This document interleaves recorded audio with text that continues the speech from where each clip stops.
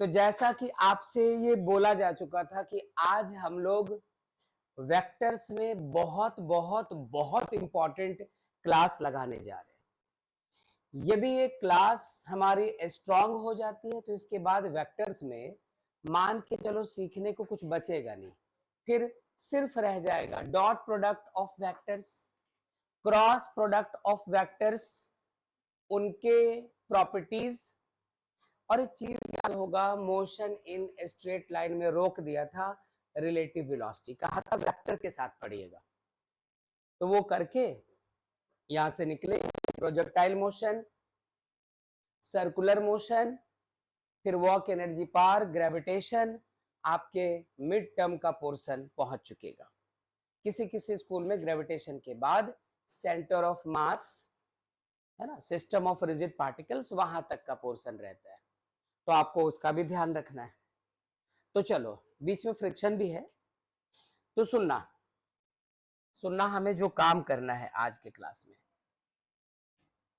हमें आज जिस चीज को पढ़ना है बच्चों, वो चीज है वो चीज है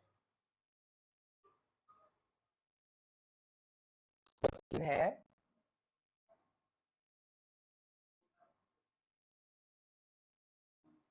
resolution of a vector. Resolve करना मतलब किसी चीज को ब्रेक करना, ये होता है यहां पे रेजोल्यूशन का मीनिंग।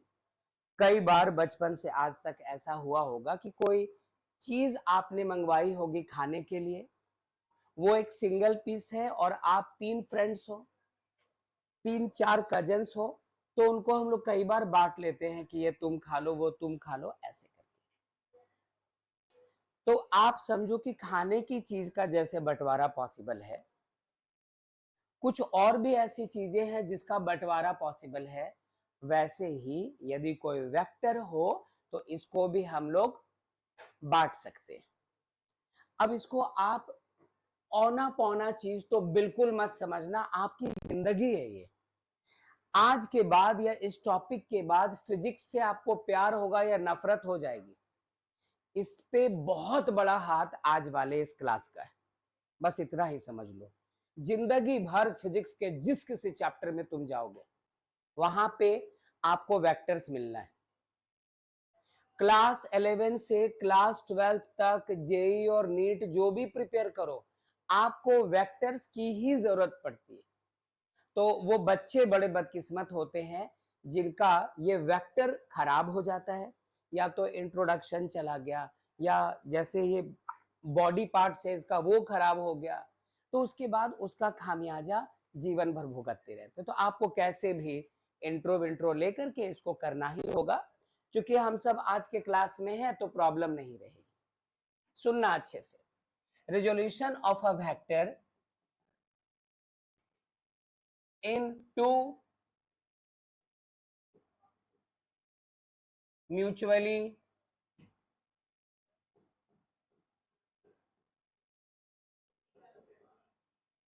Perpendicular directions.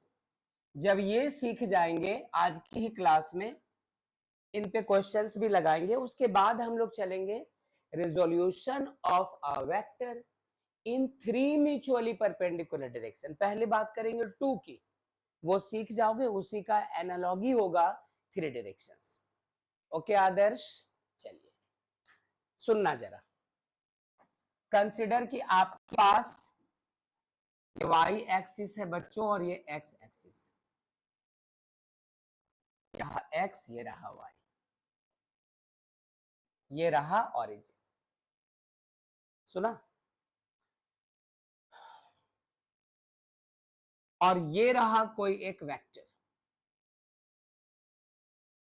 अब जो कुछ बताना है ये समझाने के लिए मुझे कोई भी एक वेक्टर एज्यूम करना पड़ेगा। सपोज कोई है जिसकी वेलोसिटी, स्पीड नहीं, स्पीड तो स्केलर होता है, जिसकी वेलोसिटी 10 मीटर पर सेकेंड। कार की क्या ले रहे हैं हम लोग? Velocity which is a vector quantity. या फिर आप ऐसा करो, वेलोसिटी के जगह कोई और वेक्टर क्वांटिटी ले लो, फोर्स ले लो। Force is a vector quantity. तो आप इस पॉइंट पर एक फोर्स लगाओ जिसका डायरेक्शन इधर हो, 2 न्यूटन, 5 न्यूटन, 10 न्यूटन, कुछ भी ऐसा कर दो। तो हमें ये नहीं पता कि फिलहाल ये फोर्स है या नहीं। यदि फोर्स होता तो वेक्टर एफ लिखते, ठीक है। यदि ये वेलोसिटी होती तो वेक्टर वी लिखते। यदि ये एक्सेलरेशन होता तो वेक्टर ए लिखते। यदि ये मोमेंटम होता तो वेक्टर पी लिख देते। तो कोई भी एक वेक्टर लेना है। चलो फिलहाल हम लोगों ने क्या ले लिया, वेक्टर भी। क्या यहां तक सब कुछ ठीक? गुड। ऐसा सपोज करो कि वेक्टर भी, वेलोसिटी वेक्टर, एक्स एक्सिस के पॉजिटिव डायरेक्शन से कुछ एंगल सबटेंड कर रहा है और वो एंगल कितना है, थीटा। ठीक है। अब आप जरा सोचें,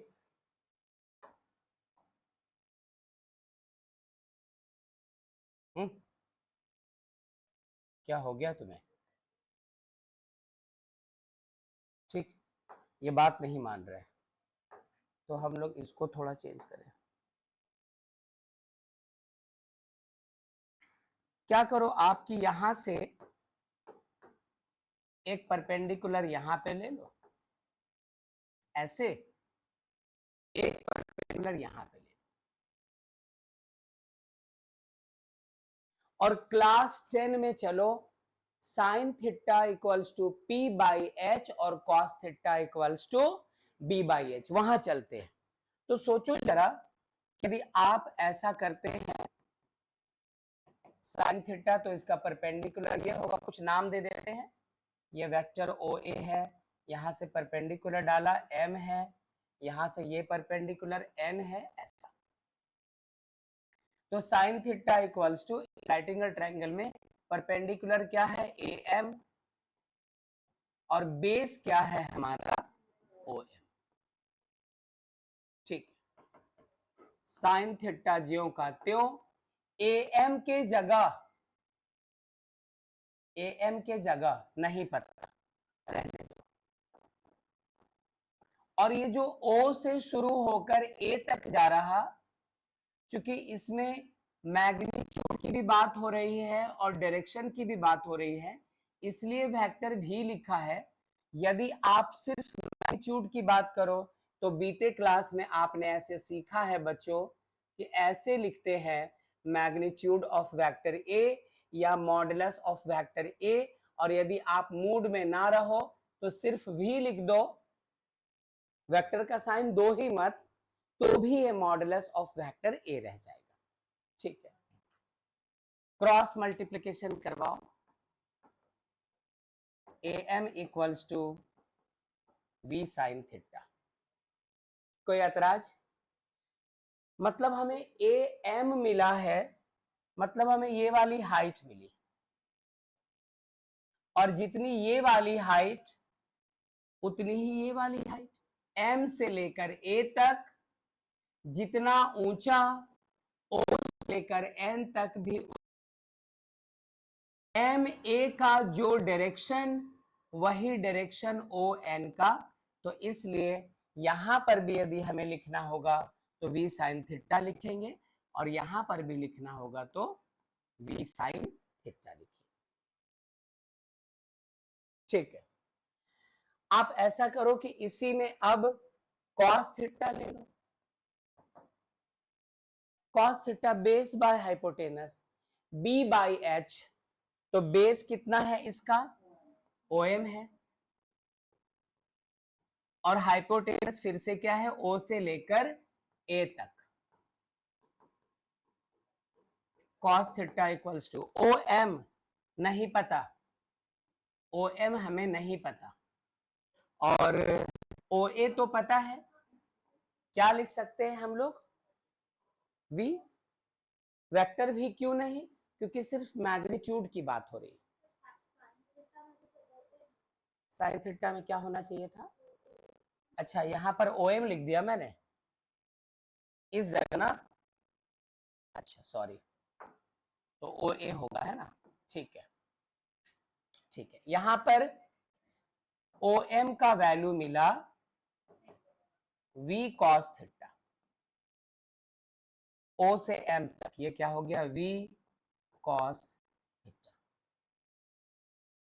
तो मुझे आपसे ये कहना है कि ये जो वेक्टर V है, इसके दो कंपोनेंट्स, इसके दो टुकड़े, इसके दो हिस्से हम लोगों ने किए। एक कंपोनेंट है अलोंग एक्स एक्सिस और दूसरा कंपोनेंट है along Y axis. X axis के तरफ हमें ये जो O से लेकर M तक का टुकड़ा मिला है, कंपोनेंट मिला है, वो है V cos थीटा, और Y एक्सिस के तरफ क्या मिला है? V sin theta. थोड़ी बात और बतानी है, थोड़ी बात और बतानी है।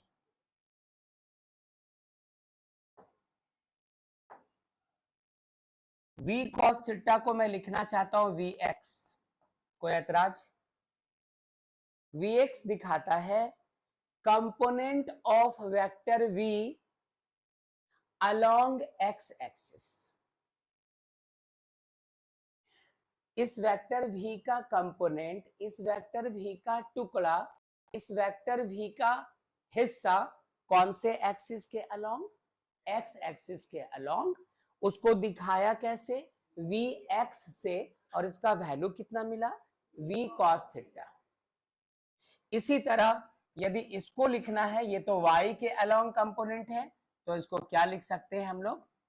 Vy, component of vector V along y axis. क्या यहां तक काम चलाऊ? अच्छा, तो हमें एक तो ये चीज पता चली है, और एक ये पता चली, दो चीजें। ठीक है, ओके। इनफैक्ट यही AM हमारा क्या हो गया? AM लिखा है, हाँ। AM का मतलब वही ON। ये है हमारा Vy equals to V sin theta, और ये हमारा है Vx equals to V cos theta.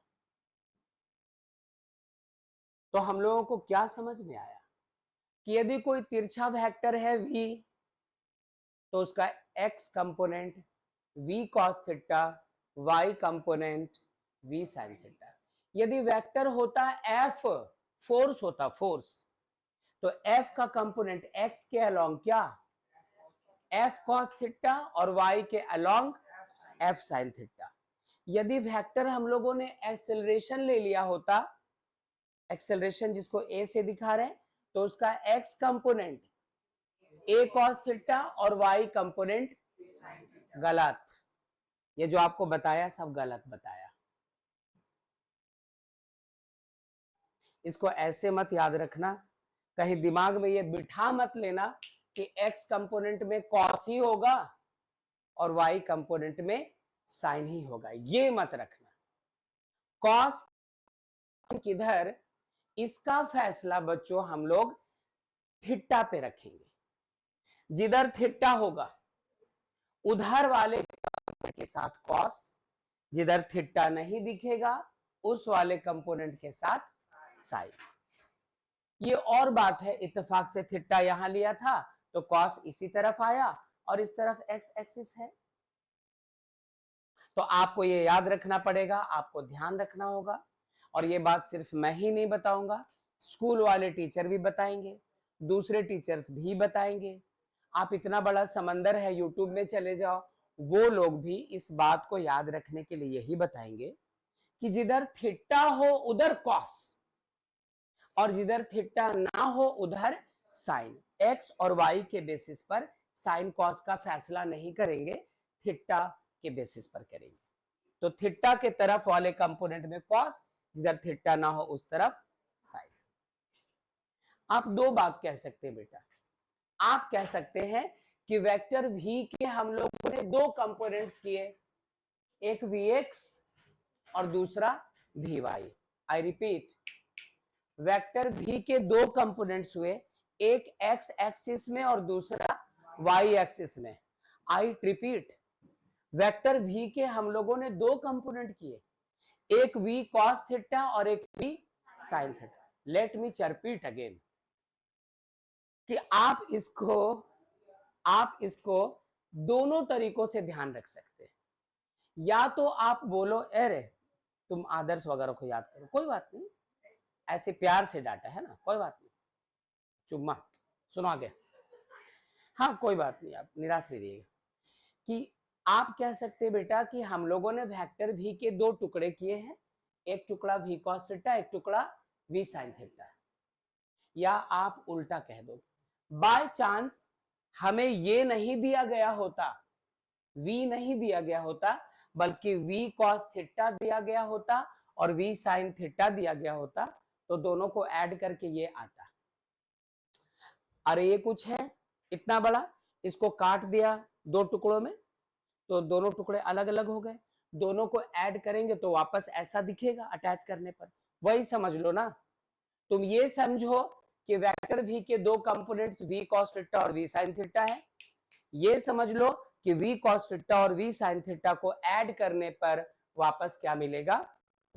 एक एग्जांपल लेते हैं, हम में से कोई है यहां पर चरवाहा जिसको बैल या उस तरह का कोई जानवर चराने की जिम्मेवारी दी गई हो कभी?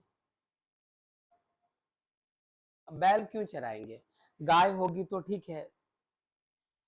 इमेजिन कीजिए कि ये एक बड़ा सा मैदान है, ये पूरा का पूरा बोर्ड एक बड़ा सा फील्ड है, यहां पे एक खूंटा गड़ा है, खूंटा होता है ना जानवरों को बांधते हैं, ठीक है।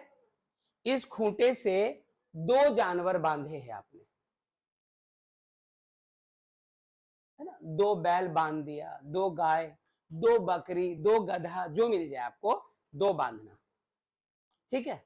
अब सुनो, इस खूंटे से दोनों बंधे हुए, सपोज करो कि दोनों बराबर ताकत वाले।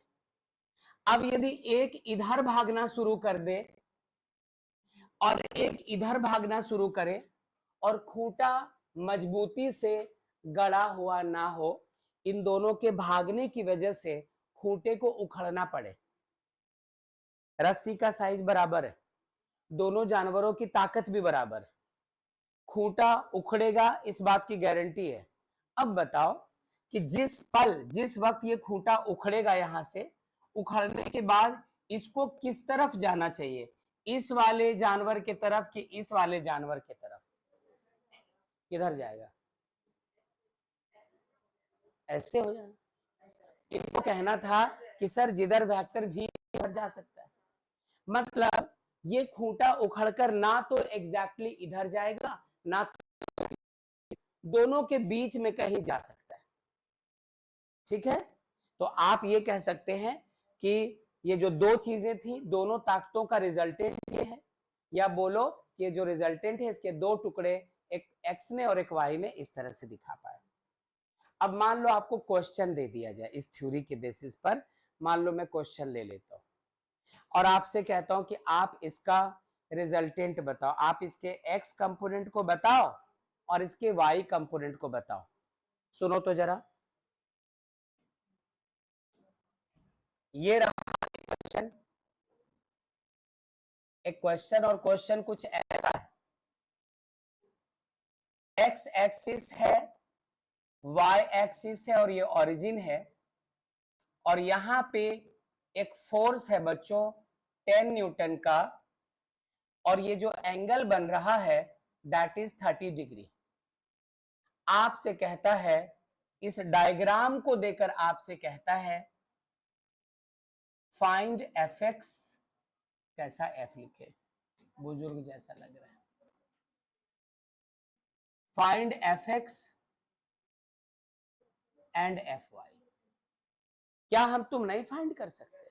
रुक जाओ, एक और क्वेश्चन यदि आ जाए बच्चों हमारे पास, जिसमें फिर से हमें y एक्सिस और x एक्सिस दे दिया जाए और यहाँ पे इस बार वेक्टर जो लिया है वो वेलोसिटी है ना, वेक्टर भी है इस बार, यहाँ पर वेक्टर एफ था, ये है 20 मीटर पर सेकेंड, और जो एंगल बना रखा है दैट इज 60 डिग्री। आपसे कहता है कि फाइंड Vx एंड Vy, तो मुझे सिर्फ आपसे ये जानना है कि क्या आप समझ गए Fx मतलब फोर्स का x कंपोनेंट, Fy मतलब फोर्स का y कंपोनेंट, Vx मतलब वेलोसिटी का x कंपोनेंट, और Vy मतलब वेलोसिटी का y कंपोनेंट। कोई प्रॉब्लम नहीं। तो आप ऐसा करो, हम लोग तो आज क्वेश्चन लगाएंगे ढेर सारे, जैसे जैसे हर टॉपिक को पढ़ेंगे उस पर बेस्ड क्वेश्चंस लेंगे। मैं कोशिश करूंगा टच करवाता चला जाऊं हर तरह की चीज को, ताकि आज के क्लास के बाद के जो 2 टॉपिक्स बचे हैं वो पढ़ते पढ़ते आप बुक से सारे क्वेश्चंस अटेम्प्ट कर सके। तो अभी आप क्या करो, फिलहाल क्वेश्चन तो बाद में करना, पहले ये हेडिंग देकर ये नोट करो। ठीक है, संध्या संध्या संध्या, अच्छा एक संध्या गुस्से में है।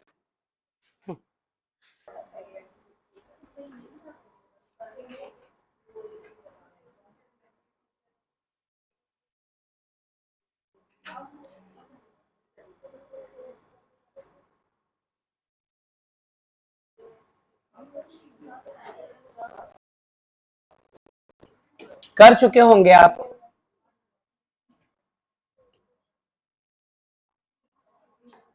यदि हमें fx चाहिए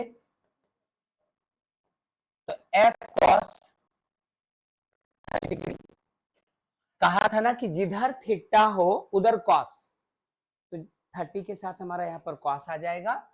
एफ है हमारा 10 न्यूटन, और कॉस 30 कितना होता है, √3/2, मतलब ये आया 5√3।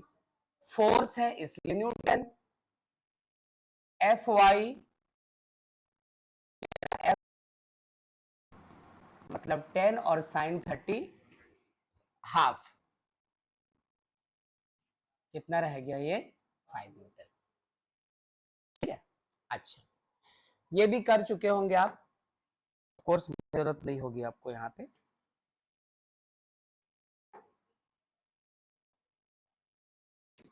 Vx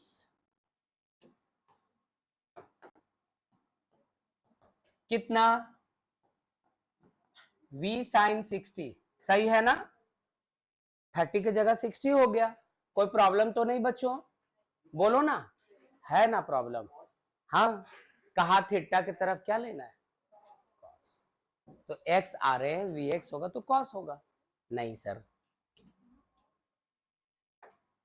क्या हो गया, V cos 60 डिग्री, V है हमारा कितना 20, और cos 60 होता है कितना रमन अभिनव, हाफ, तो कैंसिल होकर 10, और वेलोसिटी है तो मीटर पर सेकेंड। ऐसे ही आप Vy पता कीजिए, Vy तो ये हो जाएगा V साइन 60, V है 20, साइन 60 होता है √3/2, मतलब 10√3 मीटर पर सेकेंड।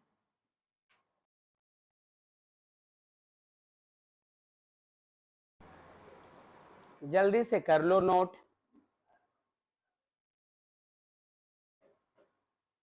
कितने बच्चों का हो गया था पहले से, और करना ही क्या है, हम लोगों ने तीर मारा है।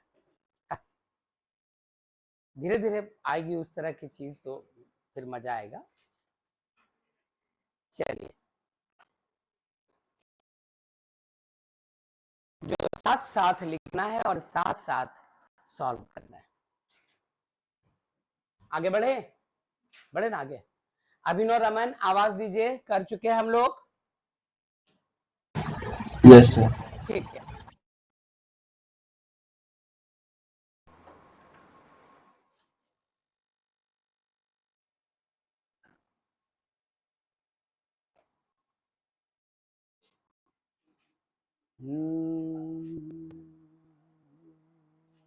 पता नहीं क्या है,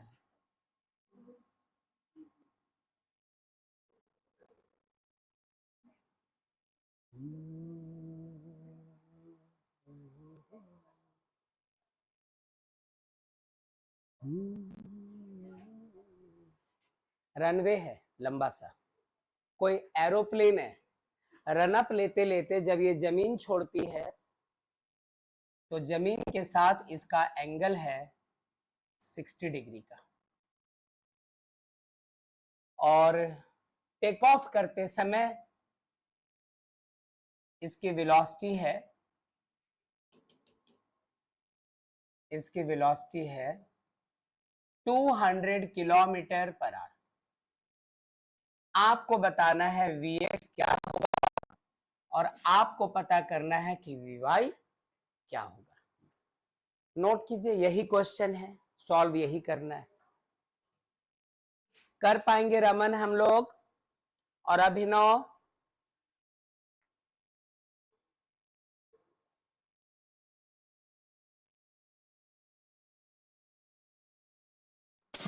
yes sir. Very good.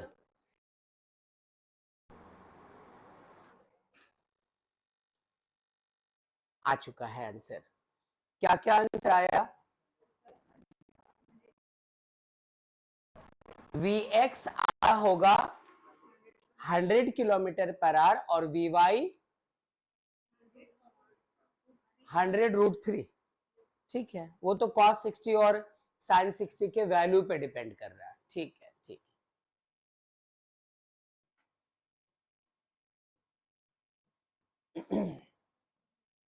Vx कहा था कि x या y पर नहीं डिपेंड करता कि cos लेना है कि sin, थीटा पे डिपेंड करता है। जिस किसी कंपोनेंट के तरफ थीटा होगा उधर cos और जिधर थीटा नहीं होगा उधर sin। तो क्या करो आप, Vx equals to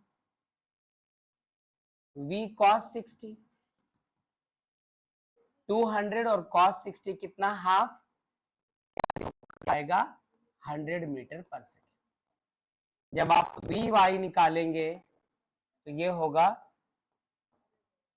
V sin 60, V हमारा है 200 और sin 60 कितना बच्चों, √3/2, तो 100√2 है ना। और मीटर पर सेकेंड नहीं, क्या होना चाहिए, किलोमीटर पर आवर होना चाहिए,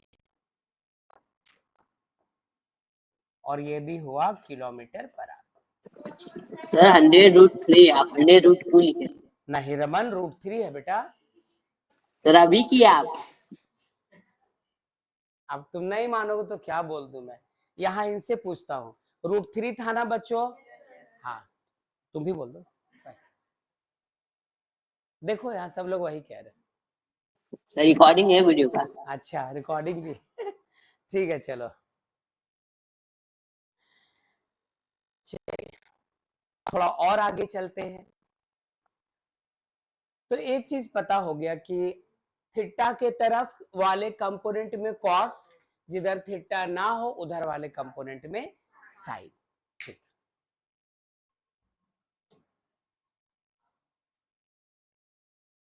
ठीक है। अब थोड़ा सिचुएशन चेंज करो। जो चीज हम लोग अब देखने जा रहे हैं इसकी जरूरत आपको सर्कुलर मोशन में पड़ेगी, इसकी जरूरत आपको फ्रिक्शन चैप्टर में पढ़ना है, इसकी जरूरत आपको सेंटर ऑफ मास के समय पड़ेगी। मतलब मैकेनिक्स में जगह जगह आने वाले लगातार 3-4 चैप्टर में आपको बिल्कुल ऐसा डायग्राम, ऐसे सिचुएशंस, बहुत सारे थ्योरी और बहुत सारे न्यूमेरिकल्स में मिलने वाले। मतलब यदि तुम अगले 3 चैप्टर्स के दौरान सपोज आप अपनी मेहनत से, क्लास में तो जितना देखेंगे देखेंगे ही, क्लास के साथ साथ बुक के सॉल्व एग्जांपल्स, एक्सरसाइज वगैरह लेकर के न्यूमेरिकल प्रॉब्लम सॉल्व करते और आपने 500 न्यूमेरिकल सॉल्व किया तो यकीन में, भरोसा में कि तकरीबन 500 में से 350 प्लस न्यूमेरिकल्स में डायग्राम ऐसे ही बनेंगे, सिचुएशंस यही सब होंगे। तो सीखेंगे अभी और अप्लाई बार बार बार बार बार बार करते चले जाएंगे। ठीक है, ऐसे क्या देख रही हो? कभी हैंडसम टीचर नहीं देखा? हाँ, आगे सुनो, आगे सुनो। ऐसी कहानी है बच्चों, ऐसी कहानी। अरे हाँ, ऐसी बात है। बोल रहे अपने मुंह मियां मिठू, शकल देखा है? हाँ, इस तरह का डायग्राम मिला है, मिलेगा और मिलता ही रहेगा। ठीक है, इस तरह के रास्ते को, मतलब यहां पर क्या है ना, ये हमारा हॉरिजॉन्टल सरफेस है, ये हमारी जमीन है, ये हमारा फर्श है, और यहां से कुछ एक तिरछा सा सरफेस ऐसे चलते चलते चलते इस तरफ को जा रहा है।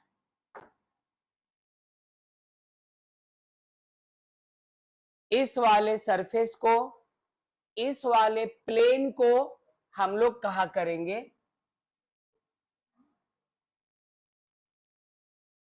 क्या?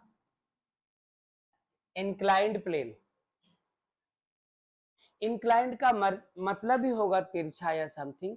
कई बार ऐसा नहीं होता कि सड़क थोड़ी नीचे, हमारे आपके घर का जो मेन डोर है उसका चौखट थोड़ा ऊपर, तो बाइक वगैरह घर के अंदर लाने के लिए हम लोग ऐसा कुछ स्लोपिंग सा बना देते हैं, तिरछा सा। ये वही है, जमीन ये है और इससे ये ऐसे एक रास्ता है।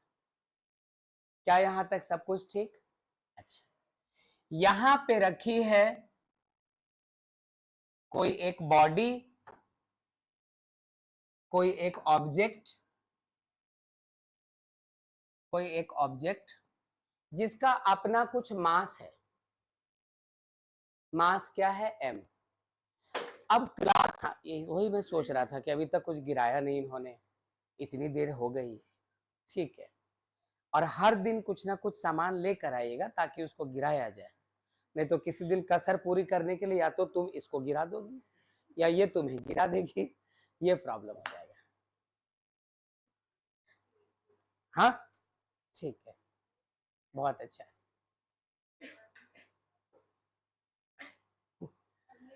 हाँ ठीक है, ठीक है, तो मेरी बात समझ, कोई कॉल आ रहा है बार बार, अभी बात ही क्या करें, न्यू नंबर है,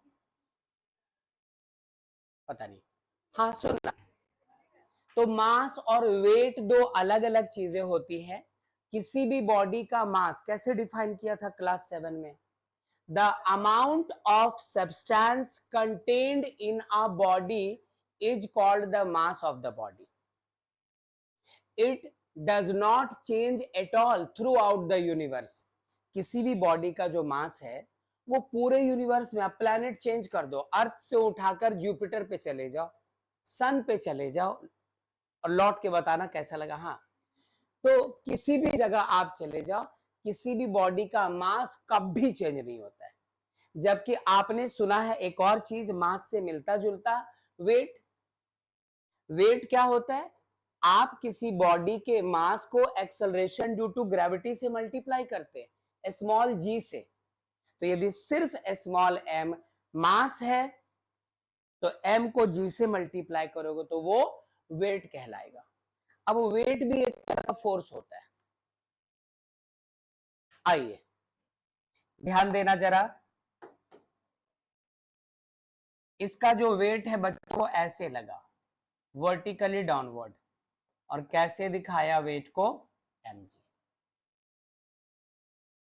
इसमें आपको यह सीखने को मिलेगा कि आपने जो हेडिंग दिया था, resolution of a vector in two mutually perpendicular direction, वो जरूरी नहीं है कि एक्स और, तो आपने हेडिंग क्या दिया था देखे तो जरा, हेडिंग दिया था resolution of a vector in two mutually perpendicular directions. ऐसा तो नहीं हेडिंग दिया था ना कि resolution of a vector in X and Y direction.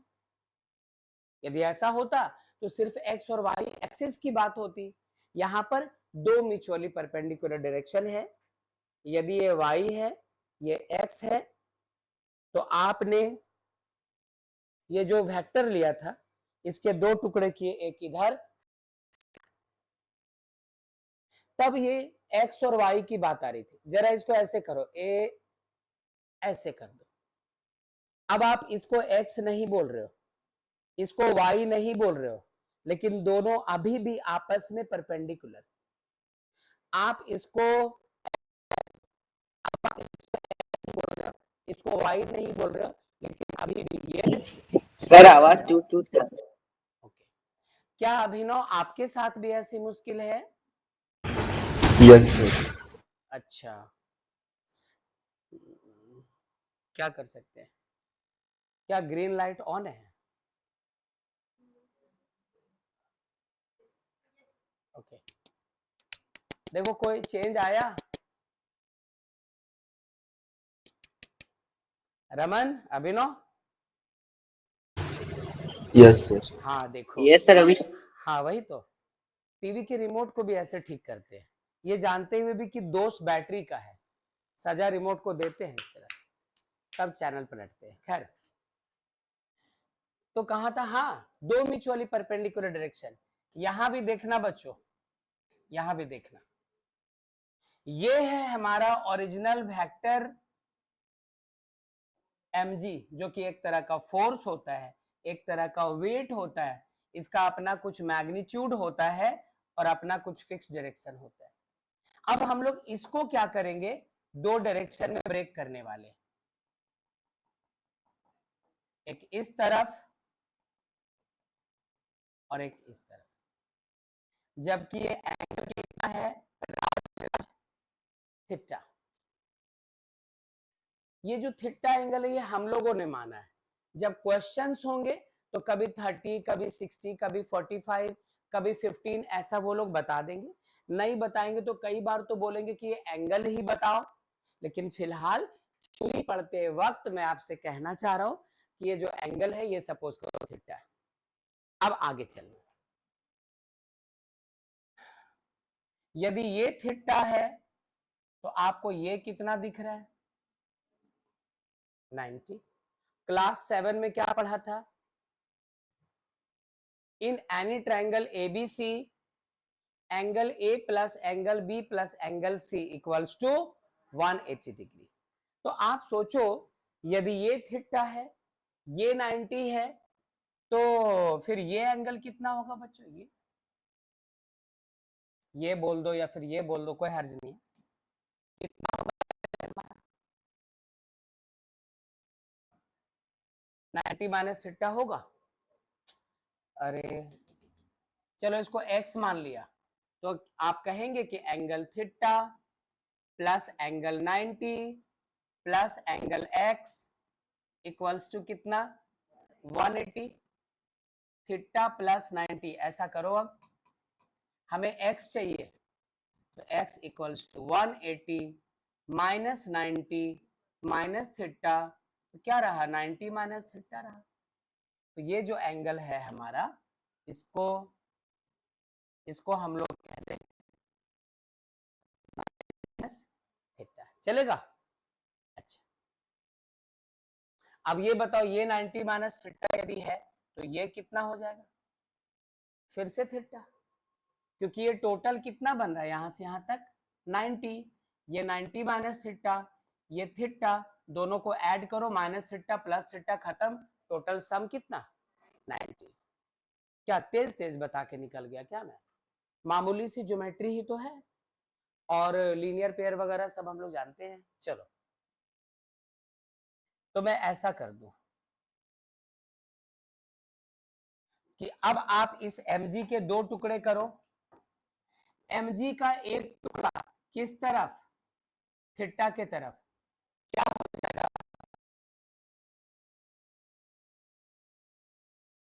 और जिस एंगल नहीं है उस तरफ क्या होगा, mg साइन थीटा। एक डायरेक्शन ये, एक डायरेक्शन ये, और ये रहा फोर्स या वेलोसिटी जो भी है, इसका कंपोनेंट, अरे यार इसके लिए बड़ा थैंक यू। अच्छा बैठो बैठो, हाँ डरा ही दिया।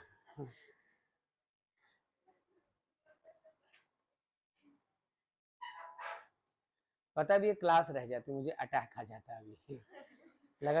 एक्चुअली हवा भी महसूस हुआ कि कुछ कोई मतलब गुजरा बगल से।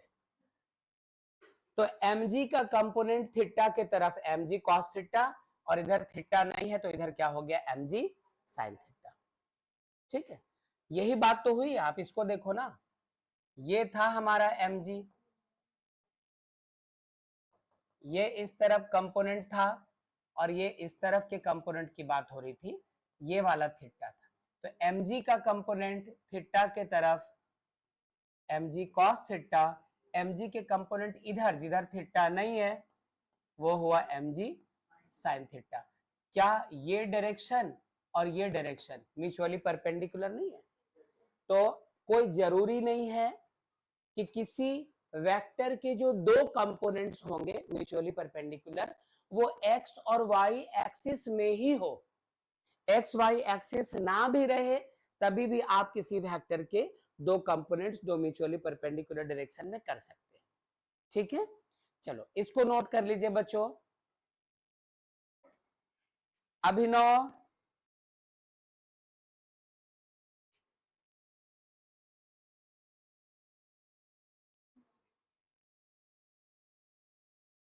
यहाँ पे ये ज्यादा आपको जंगली जैसा नहीं ना लग रहा है 90 माइनस थीटा बीटा के कारण?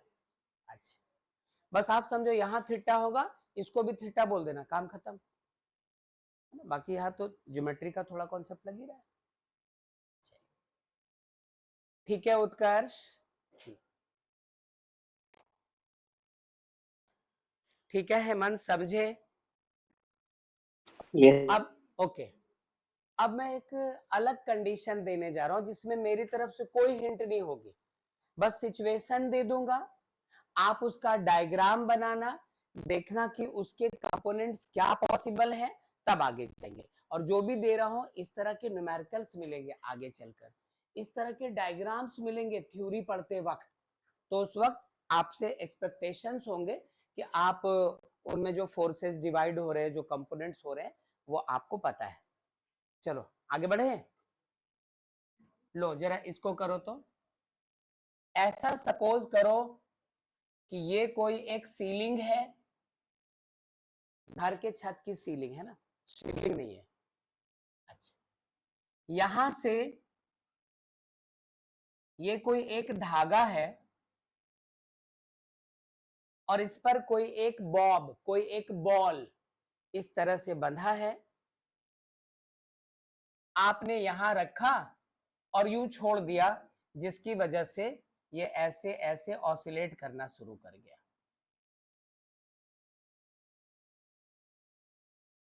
बात समझे क्या हो रहा है? मतलब यही अलग अलग पोजीशन पे है, कभी ये यहां है, कभी ये यहां है, कभी ये यहां। ठीक है, तो ये तो दोनों एक जैसे कंपोनेंट्स है। अब जरा सुनना बच्चों, सुनना, यदि यहां पे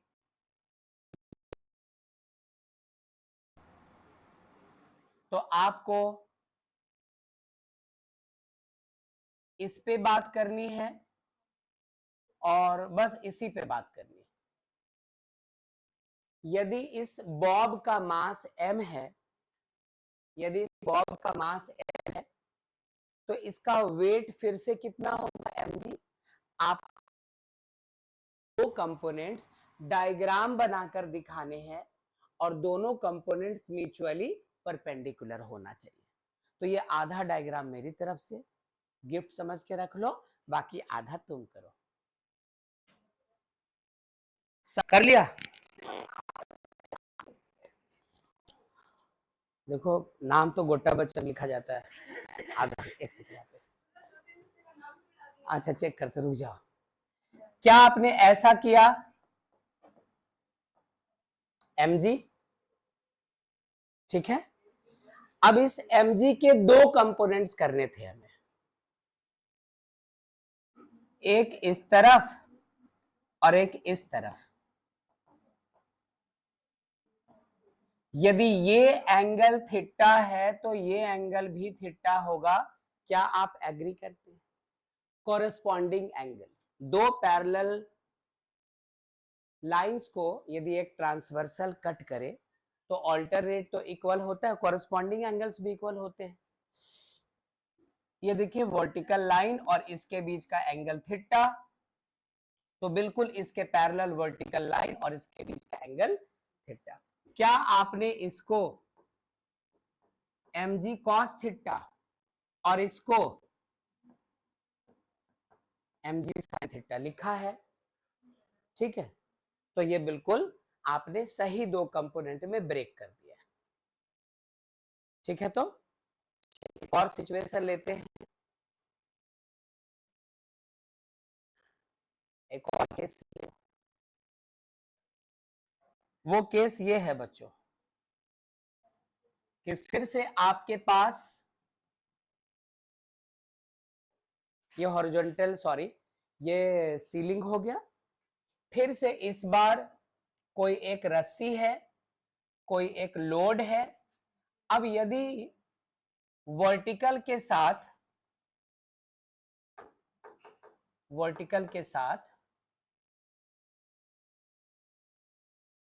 फिर से इसका एंगल थीटा,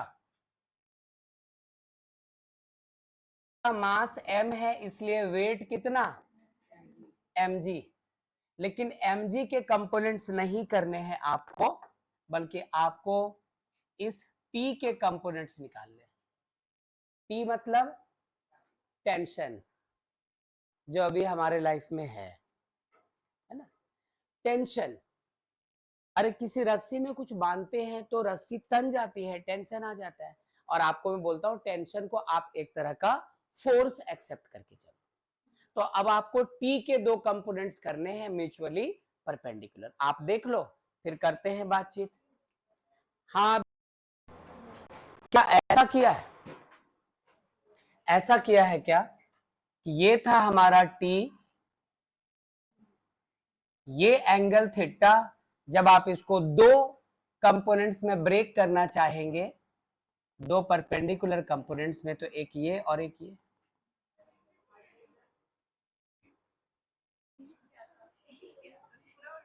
क्योंकि टी का डायरेक्शन इधर है बेटा, जब आप इसकी बात कर रहे थे तो mg इधर था, इसलिए इसका ये कंपोनेंट इधर नीचे की तरफ और ये वाला इधर। लेकिन अभी क्या है, टी का डायरेक्शन ऊपर की तरफ, तो इसके दोनों कंपोनेंट्स भी इधर ऊपर और इधर नीचे की तरफ। कुछ रॉन्ग हुआ होगा कुछ बच्चों का। किसका रॉन्ग हुआ है? सिर्फ एक बच्चे का, कोई बात नहीं, बाकी सबका सही है। रमन, क्या इस एंगल को भी थीटा बोल दे? इस बार एंगल कौन सा बनेगा संध्या? Alternate angle. संध्या बोला तीनों अलर्ट हो गई। हाँ अच्छा, फायदा है ना। जैसे ये थीटा है तो इसका ऑपोजिट ये भी थीटा होगा। दो पैरेलल लाइंस को जब एक ट्रांसवर्सल कट करती है तो alternate angles equal. 10th class वाली ज्योमेट्री अब आपको पढ़नी नहीं है, जो पढ़ा है वो रह कर आएगा और आपसे हिसाब मांगेगा कि हमका जानत हो कि नहीं, है ना, कि हम याद है तो का कि नहीं, है ना। ये इस तरह से बात करेगा और कुछ नहीं। हम लोग उसे झूठ बोला, हाँ याद है, क्या हो जाएगा? टी कॉस थीटा और इस तरफ क्या हो जाएगा? T sine. चलिए, जो चेंजेस करने हैं कर लीजिए प्लीज। क्या यहां तक ठीक? चलिए,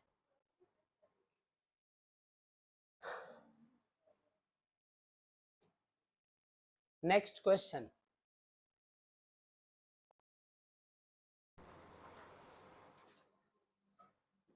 ये रहा हमारे पास y एक्सिस, ये रहा हमारे पास x एक्सिस, और एग्जैक्टली x और y बोल नहीं रहे इनको हम लोग, इनको क्या कह रहे हैं वो देखिएगा। अमनदीप ध्यान देना, ये रहा नॉर्थ डायरेक्शन और पेपर पे ये रहा साउथ डायरेक्शन। ये क्या हो गया हमारा ईस्ट और ये हो गया हमारा वेस्ट। अब एक है गहरी नदी, है ना, गंगा जमुना इतनी सारी नदी है, तो जहां पे उनकी गहराई कम होती वहां तो नदी जैसे तैसे बहती, पत्थर से टकरा विकरा करके। लेकिन जहां पे डेप्थ ज्यादा होता है वहां पर स्मूथ फ्लो हो रहा होता है। तो ऐसी एक नदी है और इस नदी में कोई एक बोट है, कोई एक बोट है जो इस डायरेक्शन पे मूव कर रही है। इसकी वेलोसिटी कितनी है? इसकी वेलोसिटी कितनी है? 18 किलोमीटर पर आवर। याद रखना, बोट की स्पीड यदि 18 किलोमीटर पर आवर है ना, छोटा कोई बोट हो और 18 किलोमीटर पर आवर आप यदि नदी में जा रहे, वो अच्छी खासी स्पीड कहलाती है। ये सड़क नहीं कि लहरिया कट चलना शुरू कर देंगे, इधर एक को मारा उधर एक को मारा और खुद एडमिट हो गए जाकर, ऐसा नहीं है। तो ये एक चीज हो गई। दूसरी बात, अब नदी है तो उसका किनारा भी होगा, तो नदी का किनारा ये है बच्चों।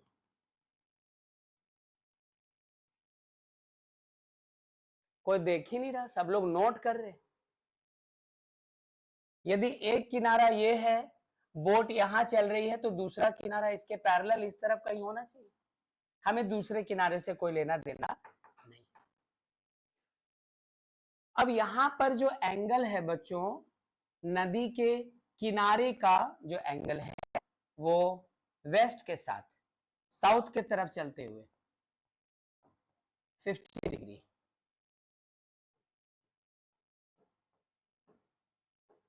शोर ऑफ द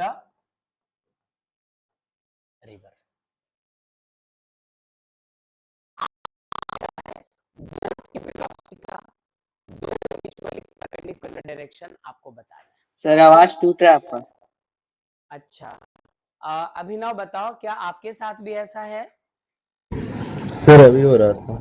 हो रहा है? अब देखो तो,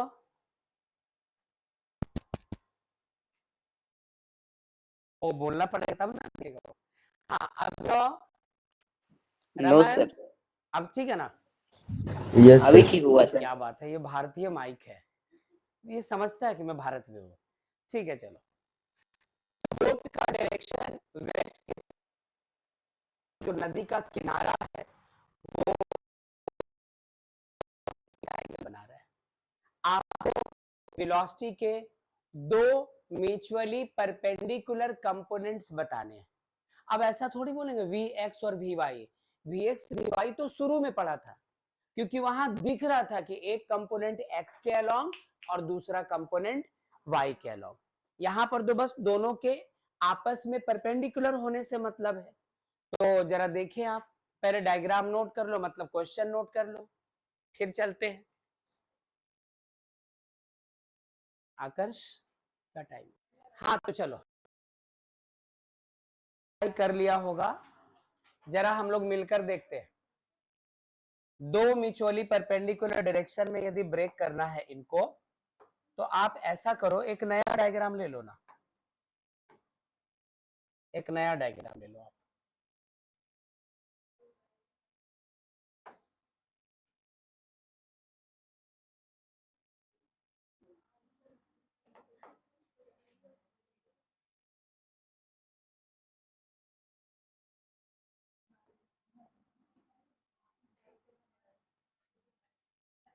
सीधे आप इस बारे में बात करें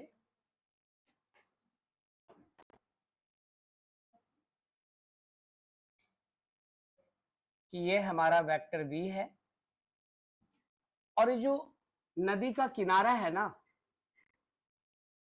इसी को, इसी के अलोंग आप एक कंपोनेंट दिखाने की कोशिश करें। यहां से यहां तक 45, ये कितना था 15। टोटल एंगल कितना होगा नदी के किनारे के साथ 60। अब यदि है तो आप इस v का कंपोनेंट इधर ले लीजिए,